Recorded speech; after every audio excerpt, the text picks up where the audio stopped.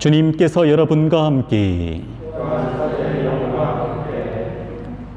마테오가 전한 거룩한 복음입니다.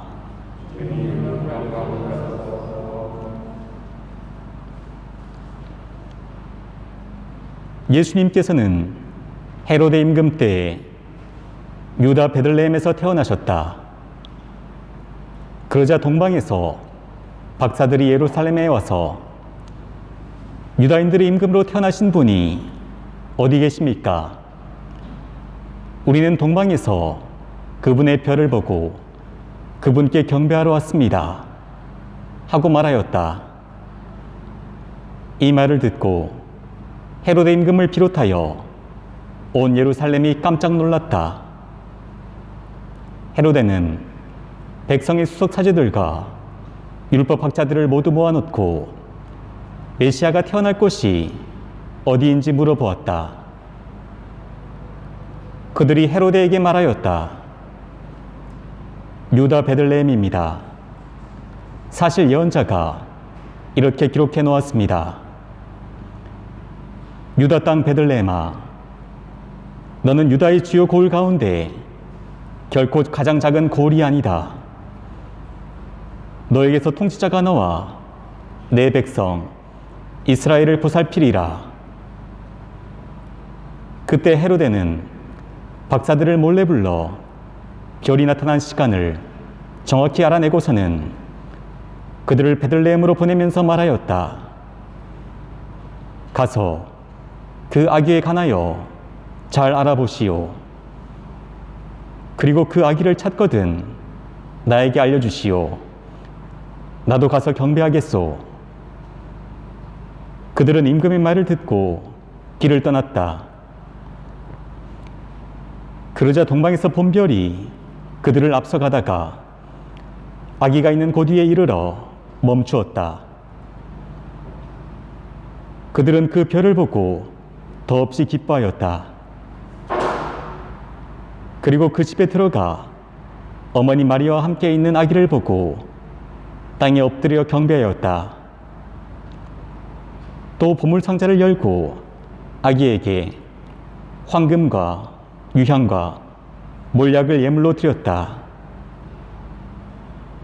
그들은 꿈에 헤로데에게 돌아가지 말라는 지시를 받고 다른 길로 자기 고장에 돌아갔다. 주님의 말씀입니다. 오늘 복음 말씀은 별을 따라간 동방박사 세 사람의 이야기를 전하고 있습니다. 그래서 오늘 저도 별에 관한 이야기를 잠깐 나누고 싶습니다.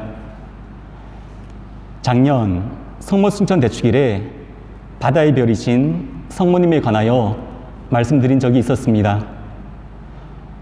기억하시는 분들도 계시겠지만 바다의 별이신 성모님이란 말은 성모님께서 우리들 인생 여정의 인도자가 되신다는 말입니다.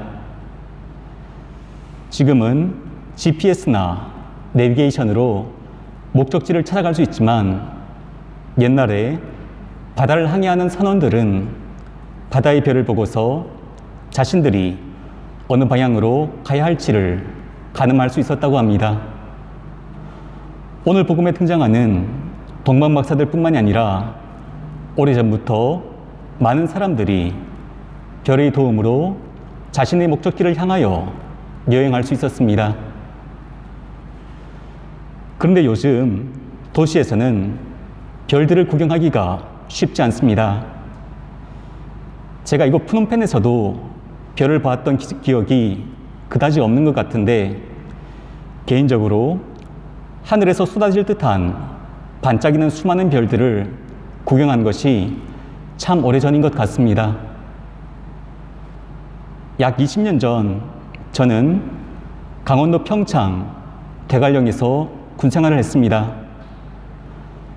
제가 머물던 곳은 인적이 드문 높은 산자락에 위치해 있었고 공기도 맑은 곳이었습니다. 그래서 자정 무렵이나 이른 새벽에 순찰을 돌게 되면 수많은 별들로 가득한 아름다운 밤하늘을 볼 수가 있었습니다. 그때 하느님께서 아브라함에게 하늘의 별들만큼 많은 후속을 약속했다는 말씀의 그 의미를 제대로 알게 되었습니다. 그런데 사실 정확히 말하자면 그 별들은 다른 곳에 있다가 갑자기 나타난 것이 아닙니다.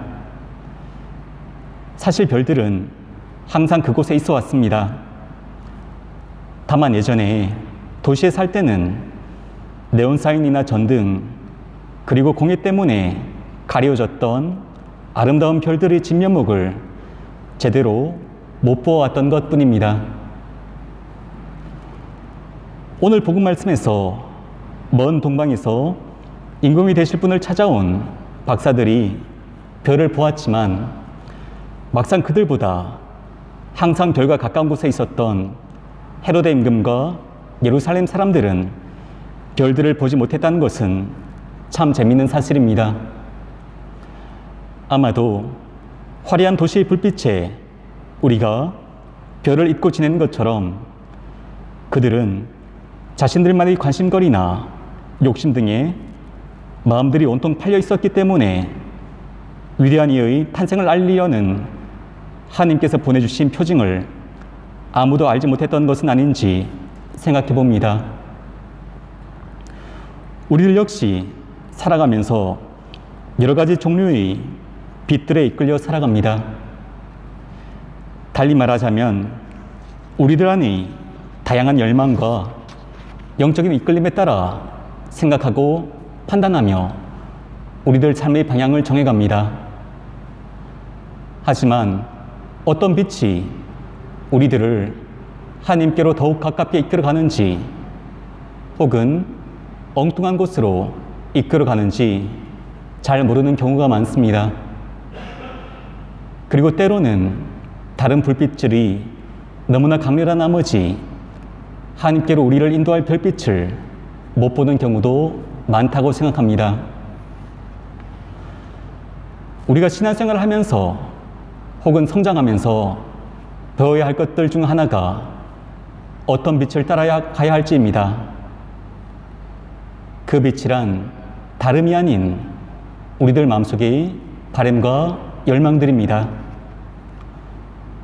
어떤 열망은 처음에는 아주 화려하게 보일 수도 있지만 결국 우리들을 씁쓸한 후회로 이끌 수도 있습니다. 반대로 다른 어떤 열망은 처음에는 그저 소박하게만 보이지만 우리들 마음속에 잔잔하게 오랫동안 남아서 진정한 의미의 기쁨과 평화를 줄 수도 있습니다. 예수님께서 태어날 당시 세계를 통치하던 위대한 제국과 황제의 영광은 이미 오래전에 사라졌습니다. 하지만 구육간에서 가난한 모습으로 태어나셔서 가난한 사람들과 어울려 사신 예수님의 삶과 말씀은 여전히 많은 사람들의 영혼 안에서 빛나고 있음을 기억할 수 있으면 좋겠습니다. 때로는 주님을 따르는 길이 동방박사 여정처럼 멀고 험해 보일지도 모릅니다. 하지만 그 빛을 따라갈 때 나와 우리가 속한 공동체는 사랑과 조화로움 안에서 참된 의미의 일치와 평화를 경험할 수 있을 것입니다. 우리들 일상의 매 순간 크고 작은 선택들 안에서 우리는 어떤 빛을 바라보며 따라가고 있는지 생각해 볼 수 있으면 좋겠습니다. 잠시 묵상하시겠습니다. 셋째 면에 제가 공지사항 간단하게 알려드리도록 하겠습니다.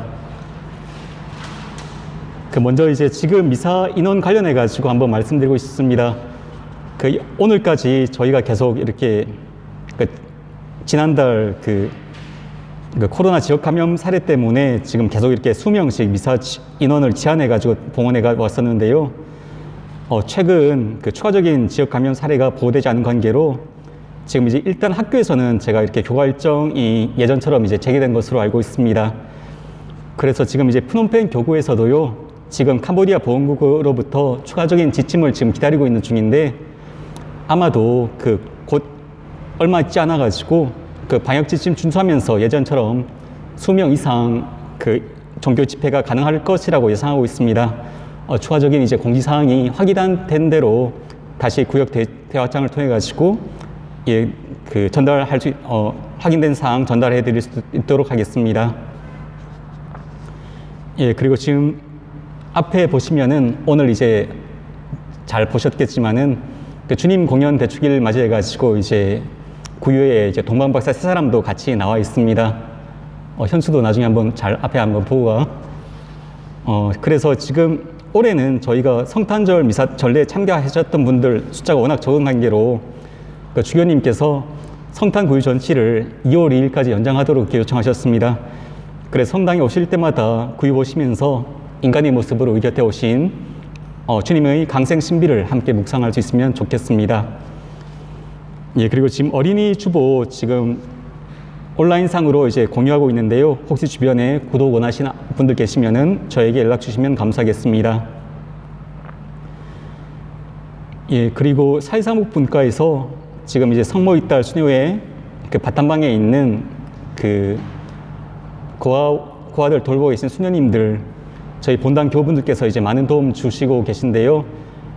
지난달에 아이들 위해서 큰 도움 주신 가브리 형제님께 다시 한번 감사 인사드리고 싶습니다. 그리고 지금 이제 사랑의 선교회와 그리고 다른 취약계층 분들께 전달할 의류가 지금 많이 모아져 있는데 이번 달에 이제 의류를 전달하도록 하겠습니다. 그리고 지금 지난주에 말씀드렸는데 지금 이제 이예숙 테레사 회장님 지난 한 6년 동안 저희 본당에서 이제 회장직 수임하시면서 많은 이제 수고해 주셨는데 다음 주 1월 10일 날에 이제 귀국하실 예정입니다. 아마 저희 본당에서 마지막 미사 봉헌하고 공항으로 가시는 것으로 알고 있는데 저희가 이렇게 좀 감사의 마음 표현하고자 하는 차원에서 영적 예물을 드리려고 합니다. 그래서 나가보시면은 영적 예물 봉헌 이제 편지가 있습니다. 그래서 하나씩 가져가셔가지고 봉헌하신 기도를 나중에 저에게 아니면 이제 본당 사무위원분들께 전달해 주시면 감사하겠습니다. 그리고 나머지 내용들은 이제 집에 가셔가지고 천천히 읽어보시면 되겠습니다. 새로운 한 주도 주님 은총 안에서 기쁘게 살아갈 수 있도록 함께 기도드리겠습니다.